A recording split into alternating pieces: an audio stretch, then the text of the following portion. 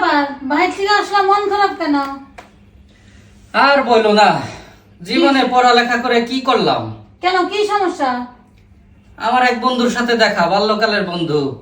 সে ঢাকার শহরে 7 তলা বাড়ি করছে। তাই? তো অনেক মনে টাকা ইনকাম করে, অনেক বড় চাকরি বাকরি করে, তাই না? আরে না, কাহিনী তো ওই জায়গায়। সে সরোয়ার্দী উদ্যানে কফি বিক্রি করে। মানে কি? ঘটনা হইলো, আমি 2007 সালে ঢাকায় আসছি ইন্টারমিডিয়েট পাশ করে। হুম। ঢাকা কলেজে ভর্তি হয়েছি অনার্সে। আচ্ছা। ও আমার সাথে ওই বছরেই ঢাকায় চলে আসছে, কিন্তু ও পড়ালেখা করে না। ওই মোটামুটি অত বেশি সচ্ছল ছিল না।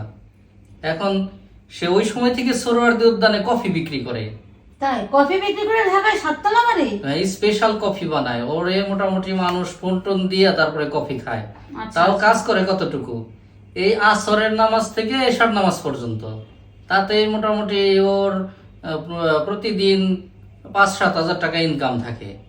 এই দিয়া চিন্তা করো, সেই 7 সাল থেকে মোটামুটি 25 সাল, কত বছর ইনকাম করতে করতে এখন 7 তলা বাড়ি ঢাকার শহরে। আর আমি পড়ালেখা শেষ করছি, 20-22 হাজার টাকার চাকরির জন্য আমি 5 বছর ঘুরছি এদিক সেদিক।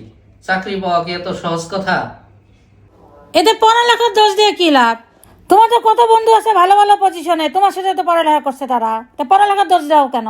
তোমার ঘনিষ্ঠ বন্ধু ব্যাংকের কত বড় পদে চাকরি করে, 2 জন বন্ধু উকিল, 1 জন বন্ধু বিসিএস ক্যাডার, পুলিশে আছে কতগুলা বন্ধু। নিজে কিছু করতে পারো না, যত দোষ নন্দ ঘোষ। তুমি রিলস বানাই বানাই বেড়াও, আর মানুষ এগুলা দেখে হাসে। কোনো কাজ তো করতে পারো না তুমি।